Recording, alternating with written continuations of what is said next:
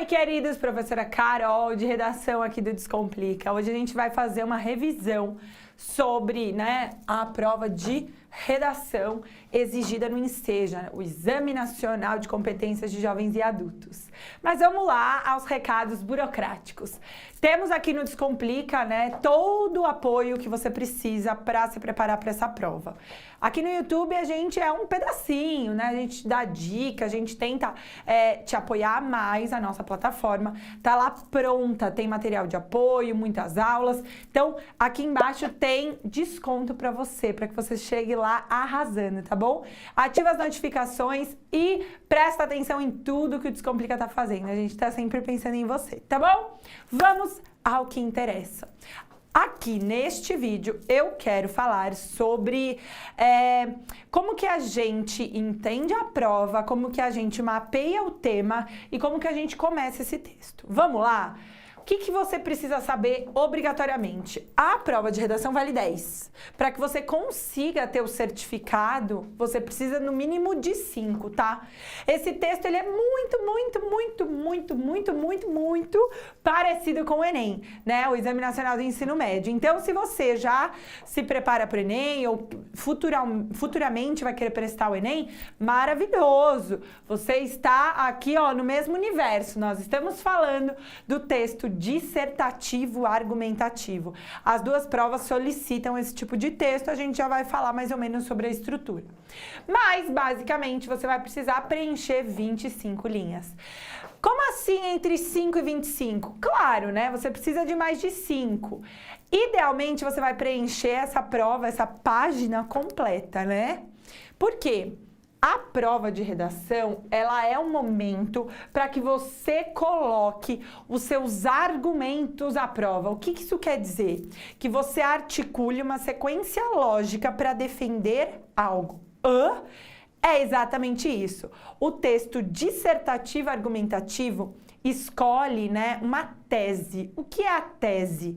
A tese é o seu posicionamento, ou seja, o que você vai defender em relação àquele tema. Antes da gente começar a falar da estrutura do texto, eu quero que a gente pense um pouco que tipo de temática aparece nessa prova. A gente tem, o Enseja do fundamental, do ensino fundamental e do ensino médio. Mas a prova de redação, ela é muito parecida. Então, para fins didáticos, coloquei tudo aqui como se fosse a mesma coisa para a gente conseguir ter, uma amplitude aí de temas para analisar. Então, tá aqui. Possibilidades de uma alimentação segura para a população brasileira. Os riscos do trabalho noturno para a saúde do trabalhador. A importância da vacinação para a saúde pública. A questão da adoção de crianças e adolescentes no Brasil. Se você, tá atento, você percebeu que todos são temas sociais. O que eu quero dizer com temas sociais? Temas que qualquer brasileiro conseguiria de alguma forma ter acesso. O que eu quero dizer com isso? São temas que são amplos, são temas que atingem todos os cidadãos da nação. Olha lá, possibilidade de alimentação segura. Todo ser humano precisa se alimentar. Porém, todos, brasileiros se alimentam de forma segura ou de forma uniforme, homogênea? Não. A gente tem gente que não tem acesso a produtos, de qualidade, a gente tem gente que não tem dinheiro, para conseguir alcançar um alimento de qualidade ou até um alimento qualquer, não é mesmo? A gente tem uma sociedade absolutamente desigual, então isso faz com que a gente não consiga prover alimentação para todo mundo, mesmo estando na nossa Constituição. E aí o Enseja vai questionar e aí, o que a gente faz? Quais são as possibilidades da gente oferecer uma alimentação segura, nutritiva para todos os brasileiros, para a população brasileira, certo? E aí você vai ter que pensar sobre isso e vai ter que defender algo, e é justamente esse posicionamento que a gente está chamando de tese, como eu disse anteriormente. Os riscos do trabalho noturno para a saúde do trabalhador. Aí você vai ter que avaliar quais são os riscos possíveis. E perceba, como eu vou falar, né, na sequência de vídeos aqui. Você, no final desse texto, vai precisar de uma proposta de intervenção. Você vai precisar dar uma solução. Ou seja, legal, nós temos postos de trabalho que, né, são noturnos. Como que eu minimizo esses riscos? Por que que é importante você pensar? A gente vai falar com mais calma, né, de cada uma dessas etapas do texto. Mas acho que entender que tipo de temática você vai ter que abordar te ajuda, né, nesse processo, tá bom? 2017, a importância da vacinação. Vacinação é algo que é nacional, é uma campanha pública, né, é próprio da saúde pública. E a gente discutiu muito sobre isso, né, a gente viu um movimento anti-vacina crescendo no país, e aí o Enseja vai lá e coloca um tema absolutamente social e abrangente para que você discuta. Qual que é a importância? Por que que as pessoas precisam ter acesso à vacinação, precisam estar conscientes do que é, né, conseguir erradicar uma doença? Por último, a questão da adoção de crianças e adolescentes. Então, o processo de adoção, crianças que estão esperando nessa fila, né? Tudo isso tem muito a ver e deve ser um tema que atinge grande parte da população, ou que, pelo menos, grande parte da população deveria pensar, né? Deveria se relacionar com. E aí, o Enseja, de alguma forma, te obriga a pensar sobre um assunto tão importante quanto esse.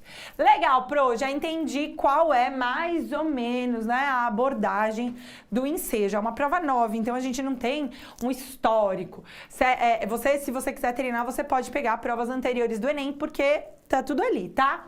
Então, legal, entendi, li a coletânea. A coletânea, ela vem sempre recheada de dados, sempre. Recheada de dados estatísticos, de definição, de notícias, né, de atualidades. Então, normalmente, 4, 5 textos de apoio, você deve ler com muita atenção, grifar as partes mais importantes. Você não pode copiar nenhuma parte desses textos, mas você pode usar os dados. Qual que é a diferença? Eu posso usar o dado estatístico para, né, embasar a minha tese. Mas eu não posso, por exemplo, copiar mais de 3, 4 linhas de um texto que está lá. Percebe? Mesmo que você faça a citação. Por quê? Você tá se afastando. No Enem, inclusive isso aparece, né, também no Enseja, 7 linhas. Se você copiar 7 linhas, aquelas linhas são desconsideradas. Não faz sentido copiar um texto que está na coletânea. Por quê? Porque esse examinador quer ouvir a sua voz, quer saber o que você tem a dizer sobre aquele tema. Então, use como apoio, use como uma citação, por exemplo, de um conceito, de um pensador. A gente já vai falar, né, sobre como isso pode aparecer dentro da argumentação, do desenvolvimento do seu texto, mas não copie, né, trechos muito longos. Tente fazer paráfrase. O que é a paráfrase? É dizer aquela mesma coisa com outras palavras, buscando sinônimos, tá bom? Isso é muito importante e acho que é esse primeiro momento de você entender qual que é o pontapé inicial, como que você começa a se preparar para essa prova, certo? Então, legal. A gente já entendeu que um texto dissertativo argumentativo tem uma tese e precisa de posicionamento. Seu primeiro pensamento deve ser: quais são os motivos para que eu ache isso? Para que eu me posicione dessa maneira?